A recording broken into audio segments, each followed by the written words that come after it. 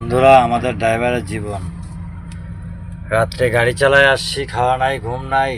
রাত 10টায় বেরোইছি চাংড়াবান্ধা থেকে। এখন লোডফোট করলাম ভুটানে আইসা, কইরা নিয়ে 12টার থেকে লাইনে, তেলের লাইনে। মাথা নষ্ট, খাওয়া নাই, দাওয়া নাই, শরীর ক্লান্ত। এই যে ভুটানে আসি, এই যে তেল পাম্পে আছি, তেল ভরবো। বেলা 12টার থেকে লাইনে, খিদায় কাজ শেষ। সেরকম দোকান টোকান নাই এখানে, দামও জিনিসের বেশি। রান্না করব, রান্না করার ব্যবস্থা তো এখানে হচ্ছে না, লাইনে আছে। খিদায়ও কাজ শেষ। যার জীবনের কষ্ট বন্ধুরা, ড্রাইভারদের তো অনেক ভুল কষ্ট। এই যে গাড়ির লাইনে আছে, এই যে ভুটান পাহাড়। এটা গেট, আমাদের মেন গেট। গাড়ি বের হবে রাত 2টার সময়।